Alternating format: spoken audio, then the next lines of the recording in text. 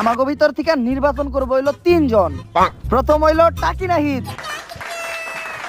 দ্বিতীয় প্রার্থী হইলো অশ্লীল শান্তি, আর তৃতীয় প্রার্থী হইলো প্রিন্স মমিনুল টুকাই, তার মানে আমি নিজেই। আর বাকি টিকটকার যারা আছে সবাই আমাকে নির্বাচনের প্রচারণা চালাইবো। তাই নাও সবাই তাড়াতাড়ি এই নমিনেশনের ফর্মটা ফিল আপ করো। গুরু, এই ফর্ম কোন দেশের ভাষায় লেখা? কিছু তো বুঝি না। ফর্ম তো এটা বাংলাতেই লেখা।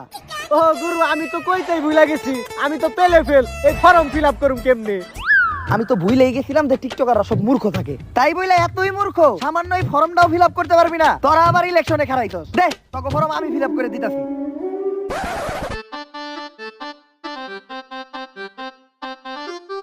কি ভাষায় লিখছে এটা? চাইনিজ ভাষা নাকি? কিছুই তো বুঝতাছি না। ও, আমি তো ভুলেই গেছিলাম, মূর্খ তো আমি নিজেও।